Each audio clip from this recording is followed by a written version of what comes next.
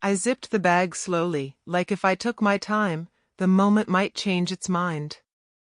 Don't drag this out, Lena said from the doorway. It's already hard enough. I didn't look at her. Hard for who? She crossed her arms. For both of us. I laughed once. It came out wrong. You packed my things while I was at work. I packed what was yours. What was ours, I said. We built this together. She sighed like I was exhausting her. You keep saying that. I stood up with the bag in my hand. It felt lighter than it should have. Maybe because most of my life was still in this apartment. Maybe because I'd already lost it before today. So that's it?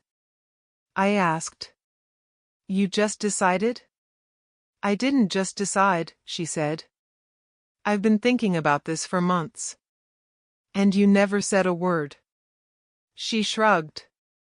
You wouldn't have understood. I finally looked at her. Try me. She met my eyes, calm and distant. You're comfortable being small. That word hit harder than anything else. Small? You don't push, she said. You don't demand more. You settle. And I can't live like that. I swallowed. I gave up my job offer for you. I didn't ask you to. I moved cities for you. That was your choice. I paid half the rent when you were starting out. And I appreciated it, she said quickly. But that doesn't mean I owe you my future. I felt my chest tighten. So where am I supposed to go? She hesitated for half a second. You'll figure it out. That's it? I asked. After 3 years? She stepped aside and opened the door wider. I think it's better if you leave now. I stood there, bag in hand, staring at the place I helped turn into a home. The couch we argued on. The kitchen where we planned a life that apparently only existed to me. Is there someone else? I asked. Her silence answered before she did. That's not the point. It is to me. She looked away. I didn't cheat. Then what did you do? I moved on, she said. Before I wasted more time. I nodded slowly, like my body was trying to keep me upright. You already replaced me. No, she said. I outgrew you. I stepped into the hallway. The door clicked shut behind me, soft and final. The elevator ride down felt longer than it should have. Each floor passing felt like something being stripped away. By the time the doors opened, my hands were shaking. Outside, the air felt colder. I stood there, staring at the building, waiting for something to happen. For her to run out. For someone to stop me. For the world to explain how I went from partner to problem overnight. My phone buzzed. Evan's name lit up the screen. Did it happen? He asked when I answered. Yeah, I said. I'm out. Where are you? Outside. A pause. You want to come here? I don't want to be a burden. You're not, he said. You're my friend. I swallowed. She said I'm small. He snorted. She's blind. She said I'm holding her back. She's projecting. I leaned against the building. She didn't even sound angry. That's worse, he said quietly. Means she planned it. I keep thinking I missed something. You missed who she really was, Evan said. That's not on you. I closed my eyes. She already moved on. Let her, he said. You don't have to disappear because she decided you're inconvenient. I hung up and started walking, not sure where I was going. Every step felt unreal. like I was watching myself from the outside. A couple passed me, laughing. Someone brushed past my shoulder and apologized. Life kept moving like nothing had happened. I stopped at the corner and looked down at my bag. Everything I owned fit inside it. Clothes. A charger. A notebook I hadn't opened in years. My phone buzzed again. A text from Lena. I transferred your share of the deposit. I hope you understand this is for the best. I stared at the message until the words blurred. For the best. Like this was a favor.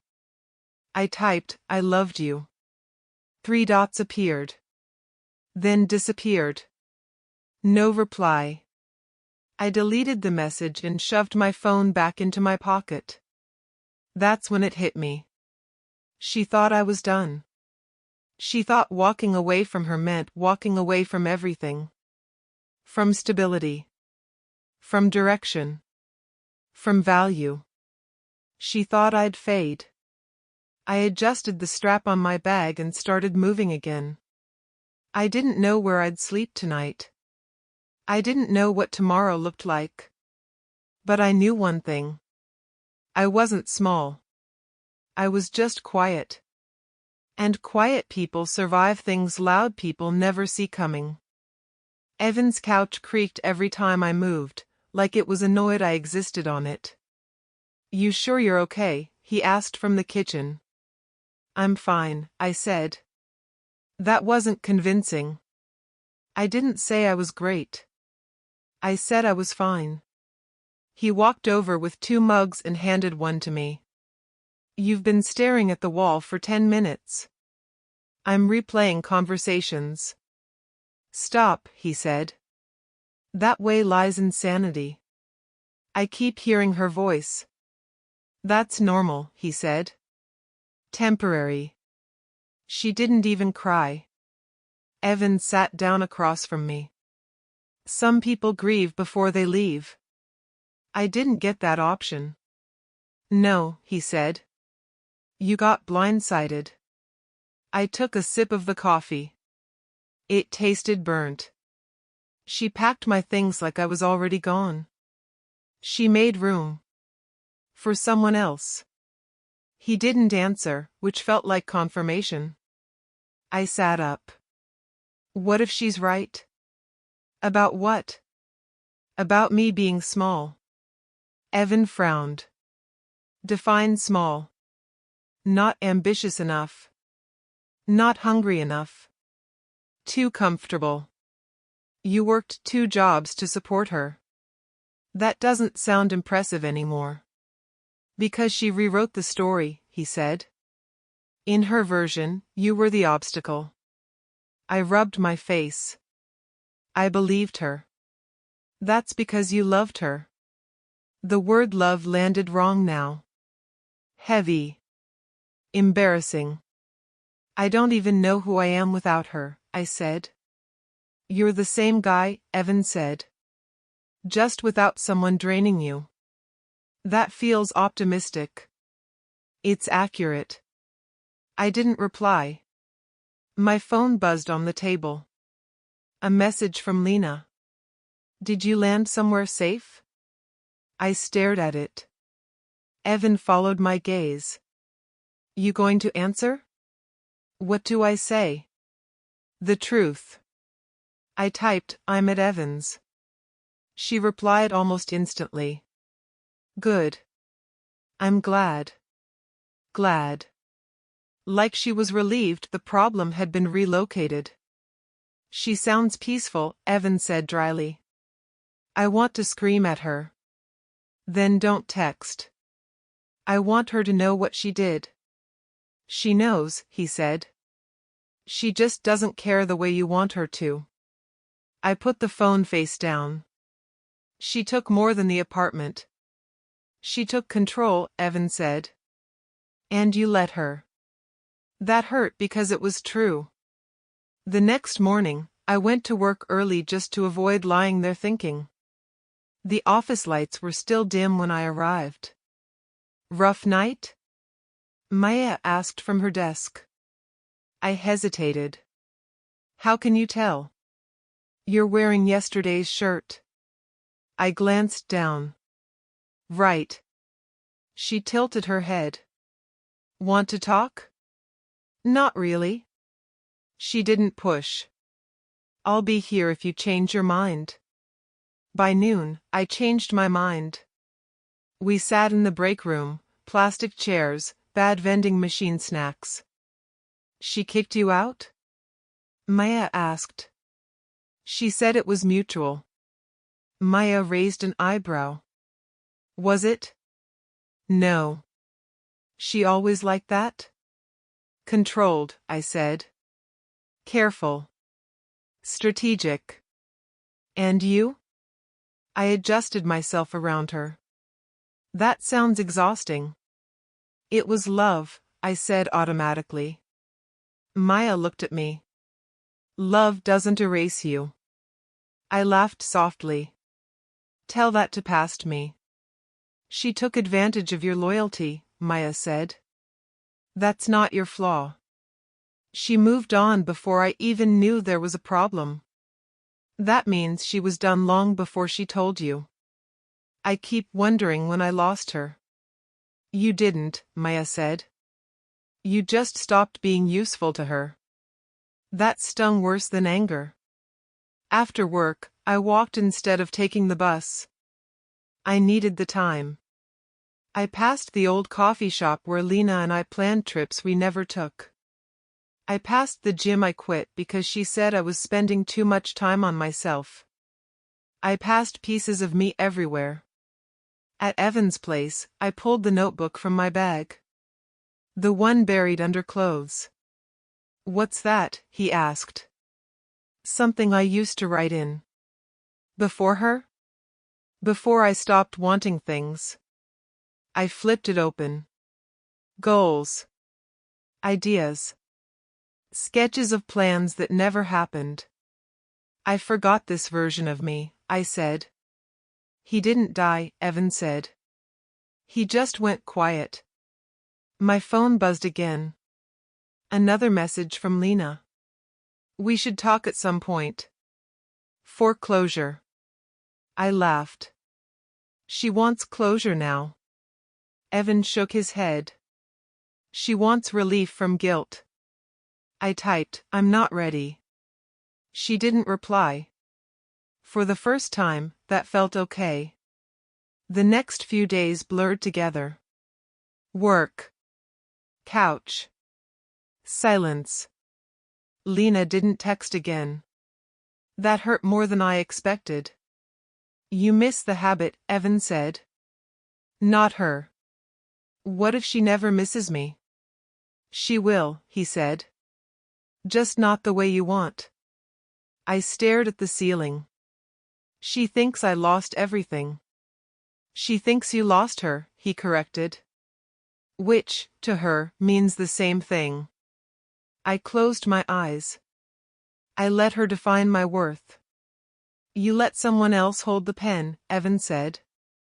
Time to take it back. I sat up slowly. I don't even know where to start. Start small, he said. Funny, right? I smiled despite myself. That night, I opened the notebook again. And I wrote one sentence. I won't disappear to make someone else feel bigger. It wasn't revenge. It wasn't anger.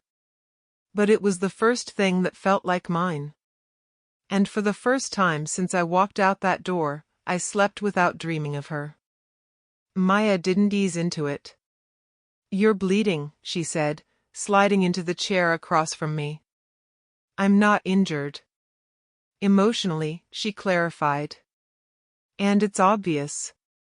I stared at my coffee. I didn't know there were rules. There always are, she said. You just didn't know you were playing. I thought relationships were simple. She smiled without warmth. That's how people get robbed politely. I looked up. Robbed? You gave time, money, loyalty, and silence, she said. What did you get back? I opened my mouth, then closed it. That pause, she said. That's your answer. I exhaled slowly. She didn't break the law. No, Maya said. She broke trust. Law doesn't care about that. So I'm just supposed to accept it? You're supposed to understand it, she said. Acceptance comes later. She pulled out her phone. Meet Nina. A woman across the cafe glanced up and waved. Nina didn't smile when she sat down. You're the guy who gave everything away. I wouldn't phrase it like that. I would, she said. Because it's accurate. Maya watched quietly as Nina leaned forward. Did you sign anything without reading it? Yes. Did you trust verbal promises? Yes. Did you assume love protected you? Yes. Nina nodded. Then this outcome was predictable. I stiffened. That feels unfair. It's neutral, she said. Fairness is emotional. Systems aren't. So she planned this.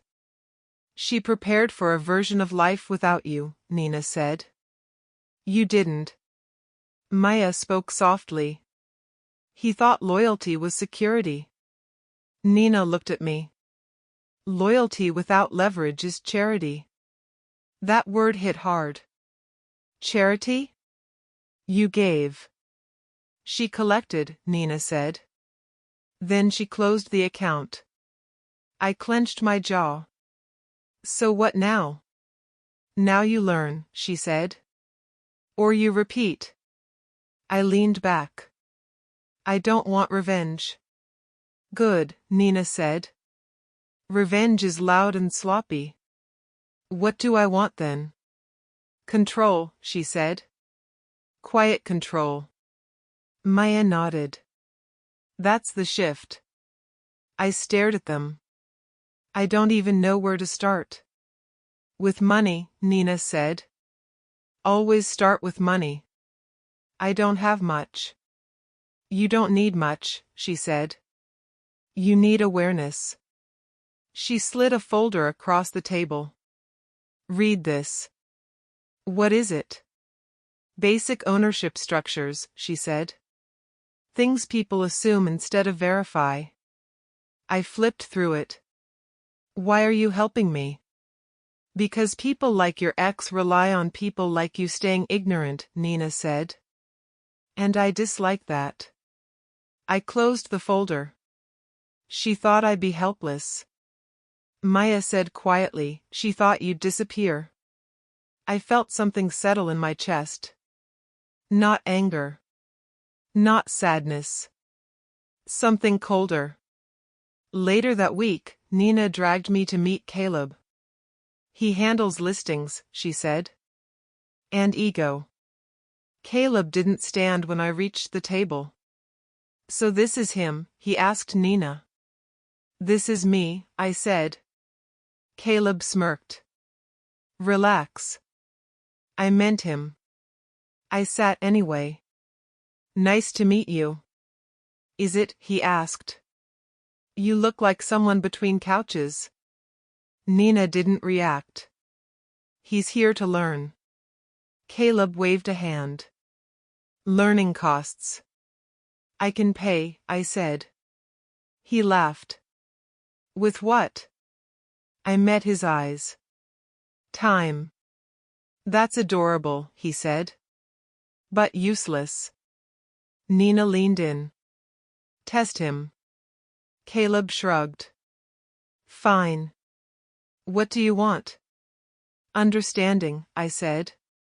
About? How people lose everything without realizing it. Caleb chuckled.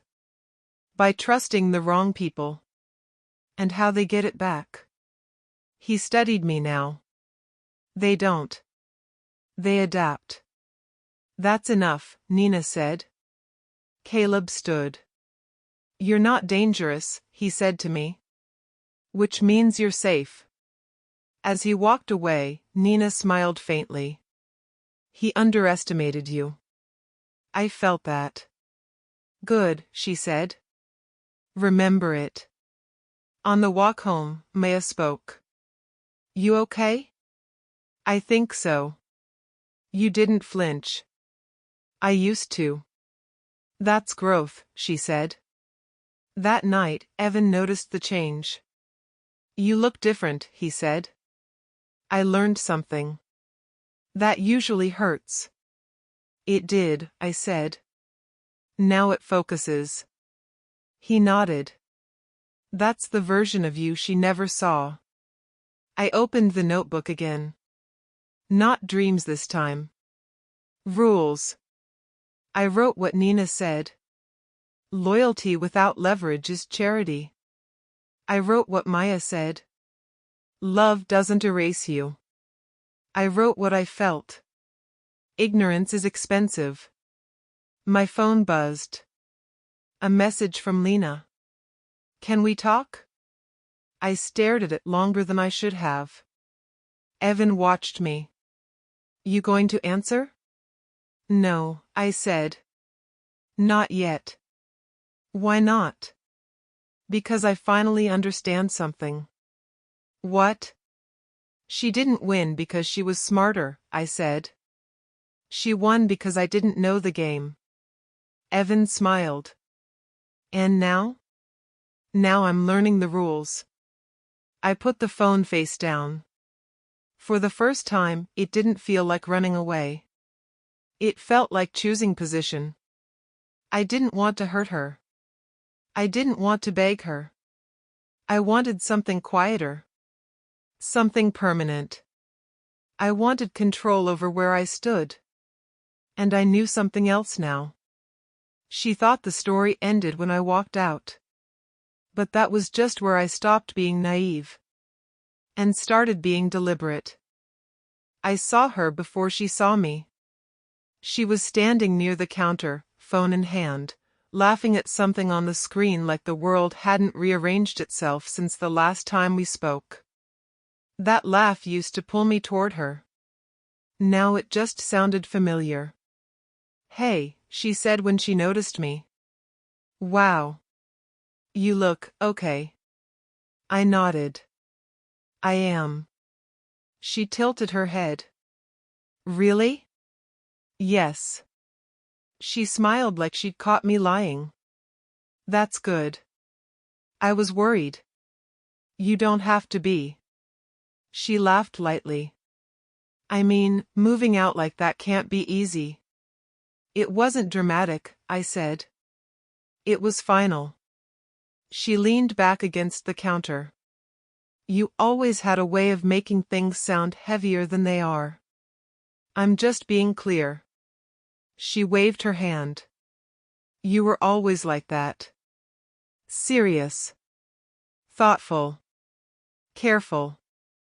I didn't respond. So, she said, where are you staying now? With a friend.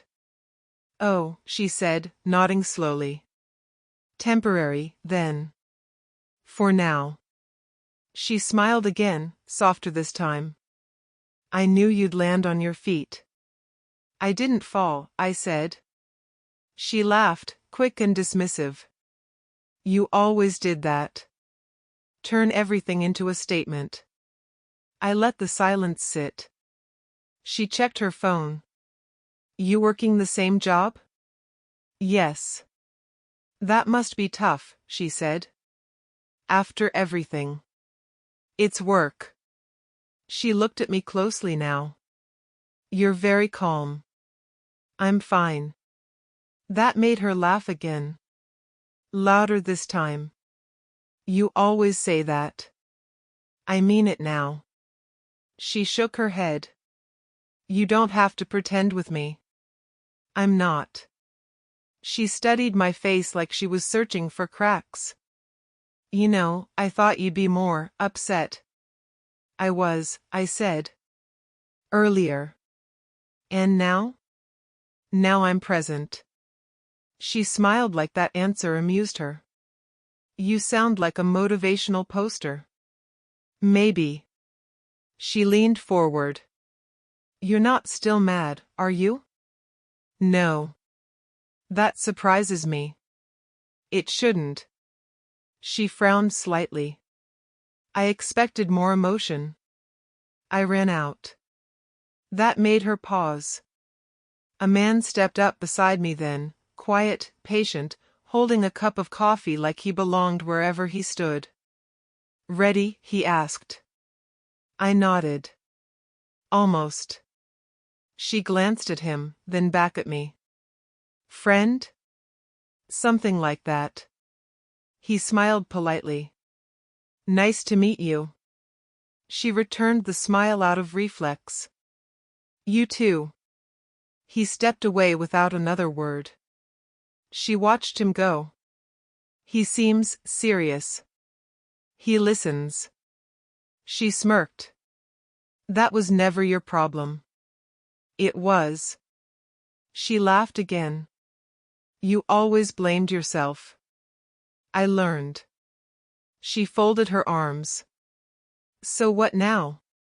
Now I go back to my day. That's it? That's enough. She searched my face again. You don't need help? No. Money? No. Advice? I smiled slightly. No. She exhaled. You're really okay. Yes. She looked away, then back. I thought this would be harder for you. It was, I said. You just missed that part. She blinked. I didn't see you struggling. I wasn't loud. She shrugged. You always kept things inside. I stopped doing that. When I realized silence isn't weakness. She stared at me. You sound different. I am. She laughed softly, uncertain. You really think you'll be fine? I know I will. She smiled like she didn't believe me. I hope so. So do I. The man returned then. We should go. I nodded. She looked between us. We? Yes. Her smile tightened. Well, good luck. Thank you. I turned to leave. Wait, she said. I stopped. You're not mad, she said. You're not sad. You're not asking for anything. No. That feels unfair. I turned back. You left first. She laughed again, but it sounded thinner now. You always had a way of disappearing emotionally. I learned it from you. Her smile faded. I walked away without another word. Outside, the air felt steady. Not lighter. Not heavier. Just real. You handled that well, he said. I didn't handle anything, I replied. I let it be what it was. He nodded. That takes restraint. I didn't want to win, I said. I wanted to stay intact. He smiled.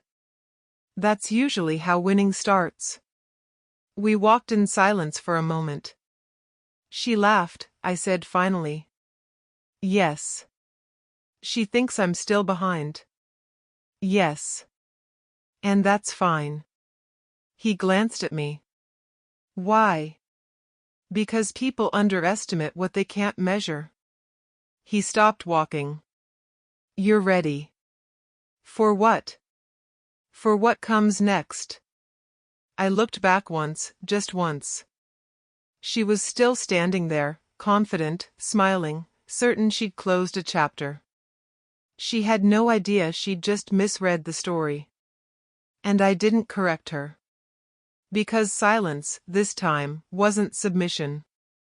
It was position. The room was colder than it needed to be. Caleb sat first, already relaxed, legs crossed, jacket off like he owned the place. Nina stood beside me, silent. Mr. Hale hadn't arrived yet. You sure you're in the right room? Caleb asked, not looking up from his phone. Yes. He smirked. This isn't a job interview. I know.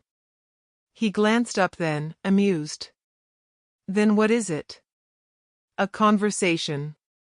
About what? He asked. Because last I checked, curiosity doesn't close deals. Nina spoke before I could. He's here to listen. Caleb laughed. That's new.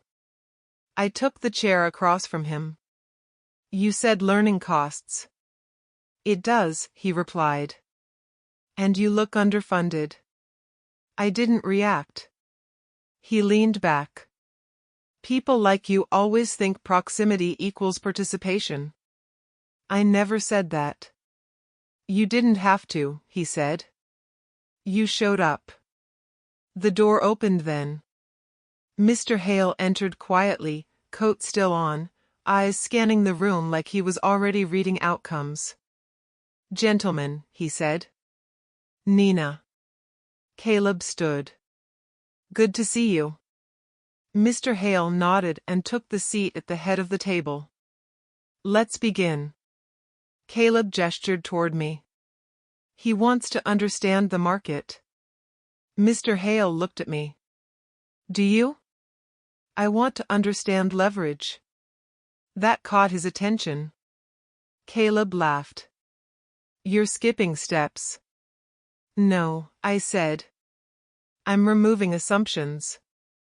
Mr. Hale folded his hands. Go on. I want to know why a building with this location is still hemorrhaging. Caleb scoffed. Because you can't afford it. Nina didn't move. Mr. Hale didn't speak. I continued. Because debt compounds quietly. Because pride delays exits. Because people wait too long to admit loss. Mr. Hale nodded once. Accurate. Caleb straightened. That's cute theory. But theory doesn't buy property. No, I agreed. Position does. Caleb leaned forward. And what position do you think you're in? I met his eyes. One you didn't measure. Silence. Mr. Hale turned to Caleb. Let him speak. Caleb smiled thinly. By all means. I took a breath.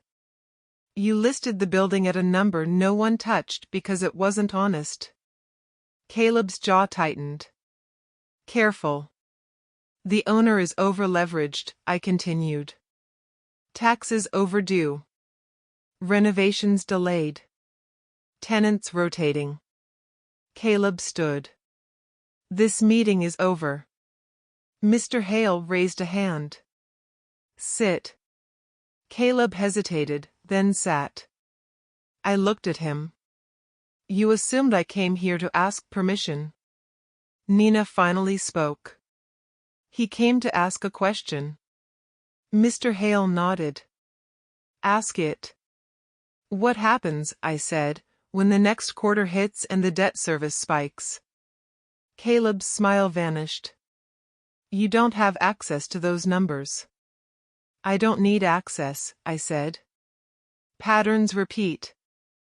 Mr. Hale leaned back. You're suggesting a short runway. Yes. And your interest? I didn't answer immediately. Caleb laughed sharply. He doesn't have one. I looked at Mr. Hale. I want to make an offer. Caleb burst out laughing. On what? The building. The laughter stopped. Mr. Hale's expression didn't change. At what valuation? I named it. Caleb stood so fast his chair scraped. That's insulting. It's accurate. You don't have the liquidity, he snapped. I looked at Nina. She slid a folder across the table. Caleb froze. What's that? He asked. Proof, she said. Mr. Hale opened it slowly. I watched his eyes move. Caleb's voice dropped. This isn't real. It is, Nina said. Verified. Mr. Hale closed the folder. You've been quiet until now. I don't talk when people are comfortable underestimating me, I said. It's inefficient. Caleb stared at me. Where did you get this money? I stopped explaining my choices, I said. That freed time. Mr. Hale smiled faintly. You're not here to negotiate. No, I said. I'm here to present. Caleb shook his head. This won't clear. It doesn't need to, I replied. It just needs to land. Mr. Hale stood. Give us a moment. Caleb rounded on me. You think this makes you powerful? No, I said. It makes me positioned. You're playing with things you don't understand. I understand exactly one thing, I said. You didn't think I belonged here. He sneered. You don't. Mr. Hale spoke calmly. Enough. He turned to me. Why this building? I answered honestly. Because someone underestimated it. He nodded. And you? I've been underestimated my whole life. Caleb laughed bitterly. This isn't revenge. No, I said. This is structure. Mr. Hale studied me for a long moment. You don't celebrate. There's nothing to celebrate yet. He smiled. That's why this works. He turned to Caleb. Draft it. Caleb looked stunned. You're serious? Yes. You can't be, he said. He's nobody. Mr. Hale met his eyes. Then you should have paid attention sooner. Caleb gathered his papers in silence. When the door closed behind him, Mr. Hale looked at me. You waited. Yes. You could have spoken earlier. I wanted to see who talked when they thought they were safe. He nodded. And? I learned. Nina smiled. He's ready. Mr. Hale extended his hand. Welcome. I shook it. Outside, the air felt heavier. Evan called. How'd it go? I made an offer. A pause. And? It landed. He laughed. You did it. I placed it, I corrected. Now I wait. I ended the call and stood still. I didn't feel victorious. I felt aligned. For the first time, nothing in my life depended on being chosen. I had chosen my position. And that changed everything. The elevator doors slid open, and everything changed without a sound. Good morning, sir, the receptionist said. I nodded. Morning. My footsteps echoed across the lobby, steady, measured. I could feel eyes on me, curiosity without recognition. That was fine. Recognition would come on its own. Your meeting is set for 10, a man in a suit said, walking beside me. Would you like coffee first? No, I replied. Later. The elevator chimed again behind me. I didn't turn. Hold on, a familiar voice said. Wait. I stopped. Slowly, I turned around. Lena stood near the elevator doors, one hand gripping her phone, her face caught somewhere between annoyance and confusion. You, she said. What are you doing here? I kept my voice even. Working. She laughed, sharp and reflexive. Funny. You don't work here. Yes, I said. I do. She frowned. Since when? Recently. She stepped closer, lowering her voice. Is this some kind of joke? No. Her eyes flicked to the man beside me. Is he bothering you?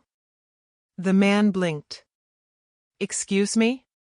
He's not supposed to be here, she said quickly. I know him. I met her eyes. I know you too. The receptionist cleared her throat. Everything all right? Yes, I said. Just catching up. Lena looked between us. You didn't tell me you had business here. You didn't ask. She scoffed. You're serious? Yes. She shook her head. This isn't funny. I'm not laughing. That seemed to unsettle her. The man beside me checked his watch. Sir, we should head up. Lena froze. Sir? He glanced at her. Yes? She pointed at me. You called him that? Yes, he said slowly. That's his title. Her laugh came out wrong. His what? I didn't respond. The elevator doors opened again. After you, sir, the receptionist said. I stepped inside. Lena followed without thinking. Wait. What's going on? The doors closed. The elevator began to rise. She stared at the panel, then at me. This floor? Yes. You don't belong there, she said. That's executive. Yes, I replied. It is. Her breath hitched. Stop saying that. Which part? All of it. The elevator climbed in silence. Finally, she whispered, Why are they calling you that? I met her gaze. Because it's accurate. She laughed softly, desperately. You're lying. No. She searched my face for cracks. This is about me, isn't it? No. That's worse, she said. That means you didn't come for me at all. The elevator slowed. Look, she said quickly, if you're trying to prove something. I'm not, I said. The doors opened. People were waiting. Good morning, a woman said. We're ready for you. I stepped out. Lena stayed frozen inside the elevator. Sir, another voice said, your office is prepared. I nodded. Thank you. Lena stepped out at last, her face pale. Office? She grabbed my arm. I gently pulled away. Don't. Her voice dropped. What did you do? I learned, I said. She shook her head. You can't just walk in here like this. I didn't, I said. I walked out first. Her eyes filled, but she blinked it away. This is insane. I agree. We stopped outside a glass door. My name was on it. She stared. Slowly, she read it again. No, she whispered. I opened the door. Inside, sunlight poured across a clean desk. New. Unclaimed. This is yours, she asked. Yes. Her voice cracked. Since when? Since people stopped underestimating me. She laughed once, hollow. You're doing this to hurt me. No, I said. I'm doing this because I didn't want to be hurt again. She stepped back. You didn't tell me. You didn't listen, I replied. She looked around. You were sleeping on a couch. Yes. And now this? Yes. She pressed her hands to her temples. You made me look stupid. I didn't, I said. You did that yourself. Her eyes flashed. You enjoyed this. No, I said calmly. I endured it. Silence stretched. Finally, she whispered, I thought you lost everything. I met her gaze. I lost what was weighing me down. Her lips trembled. You didn't fight for us.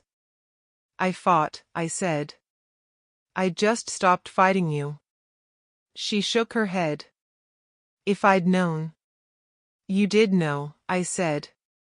You just didn't care. She swallowed hard. You could have told me. I did, I replied. Just not in words. Someone knocked softly. Sir, your meeting. I glanced back. Give me a moment. They nodded and stepped away. Lena stared at the door, then back at me. So that's it? Yes. She laughed bitterly. You walk past me like I'm nothing. I walk forward, I said. You happen to be standing still. She crossed her arms. You think this makes you better? No, I said. It makes me finished. With what? With needing you to see me.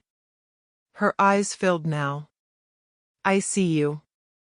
I shook my head. Too late. She reached for me again. Please. I stepped back. This isn't a conversation anymore. She whispered my name. I didn't answer. I turned and walked into my office. Behind me, I heard her breath hitch. The door closed. I sat down for the first time. My chair fit. Through the glass, I saw her standing there, frozen, small, silent. She finally understood. And I finally didn't need her to. She was waiting outside when I came down. Not pacing. Not yelling. Just standing near the steps like she didn't know where else to put herself. Can we talk? She asked. I stopped a few feet away. You're talking now. She flinched. Please. Just a minute. I checked my watch. 1. She nodded quickly. I didn't think it would be like this. Like what? Like you, she said. So, untouchable. I exhaled. I'm standing right here. That's not what I mean. I know. She folded her arms, then dropped them. I didn't expect you to disappear. I didn't. You stopped calling. You stopped needing me. Yes. That scared me. I looked past her at the street. You weren't scared when you ended things. I was, she said. Just not enough. Silence settled between us. I thought you'd struggle, she continued. I thought you'd realize you needed me. And if I had? She swallowed. Then I would have been right. About what? About being ahead, she said quietly. I nodded once. Thank you for saying it. She frowned. That's not what I meant. It is, I said. You thought love was leverage. Her eyes filled. I didn't mean to hurt you. I know. That's it, she asked. You know, and that's enough? Yes. She laughed weakly. Your calm like this is a meeting. It is, I said. Just not the kind you're used to. She stepped closer. I underestimated you. I noticed. I didn't think you had this in you. I always did. Then why didn't you show it? Because I was busy making space for you. Her shoulders slumped. I didn't ask for that. You accepted it. She closed her eyes. I thought practicality mattered more than feelings. And now? Now I feel everything. I didn't respond. You don't feel anything, she asked. I feel clear. That's worse, she whispered. I looked at her. Clarity doesn't ask permission. She shook her head. If I'd known you'd become this. You still would have left, I said. Just later. Her lips trembled. You don't know that. I do, I said. Because you didn't leave me. You left the version of me that didn't impress you. That's not fair. It's accurate. She wiped her eyes quickly. I was practical. You were strategic, I corrected. There's a difference. She laughed bitterly. I thought strategy made me strong. It did, I said. For a while. And now? Now it's just loud. She looked back at the building. So this is your life now? It's part of it. And I'm not. No. She took a shaky breath. I don't recognize you. That's because I stopped performing. For me? For anyone.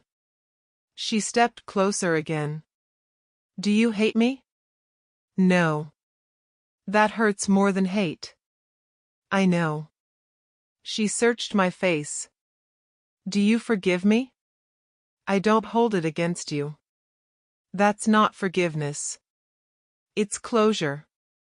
She shook her head. You're really done. Yes. Her voice broke. I made a mistake. You made a choice. I thought I was choosing growth.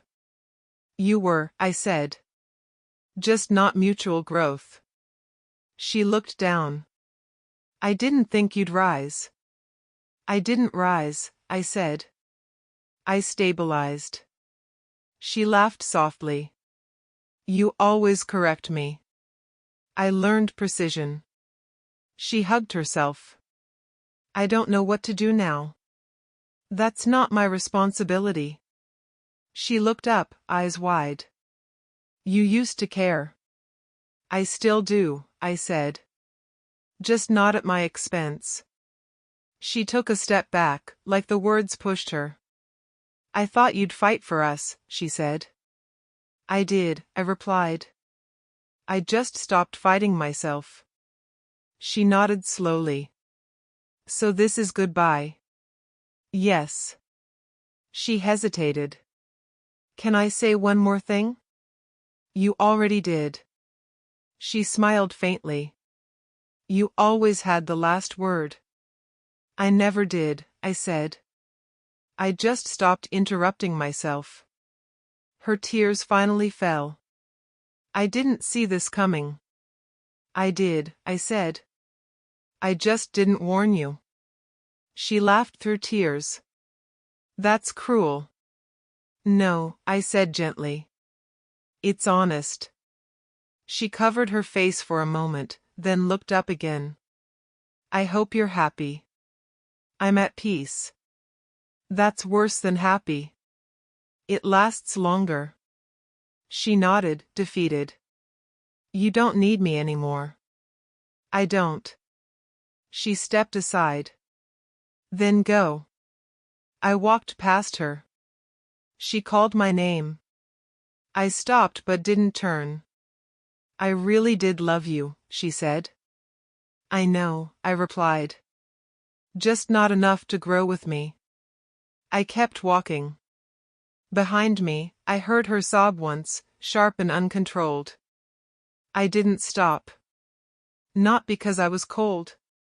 But because I finally understood something simple. Winning wasn't standing above her. It was standing without needing her to see me at all. And that was enough. The office was quiet in a way that didn't feel lonely. I sat at the desk long after everyone else had left, the city glowing outside the glass like it was breathing on its own. The chair no longer felt strange. It fit the way things fit when you stop adjusting yourself. You're still here, Maya said softly from the doorway. I needed the silence. She stepped in. You okay? Yes, I said. For real this time. She smiled. You don't say it like you're convincing yourself anymore. I don't need to. She leaned against the desk. That's new. It's earned. We stood there for a moment without rushing to fill the space. You know, she said, you don't look relieved. I'm not. Then what? Complete. She nodded slowly. That's better. After she left, I turned off the desk lamp and sat in the dim. My reflection stared back at me in the glass, not heroic, not broken. Just present. I thought about the man I was when I packed that bag. How small the world felt. How loud my fear was. How much of myself I had folded down to fit beside someone else. I used to think strength was endurance. I was wrong. My phone buzzed once. A message from Nina.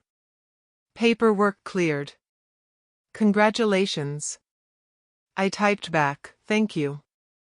Nothing more was needed. I stood, grabbed my jacket, and walked through the office one last time. Each step felt intentional. Each door closed behind me without echo. At the elevator, my reflection followed me down. I remembered the first time those doors opened. The shock. The silence. The moment her certainty cracked. I didn't feel satisfaction remembering it. Just distance. Outside, the night was cool. The building behind me stood solid, unbothered by who entered or left. I liked that about it. No memory. No judgment. I walked a block before my phone rang. Evan. You free? He asked. I am. Drink? Just one. We sat at the bar in silence longer than we talked.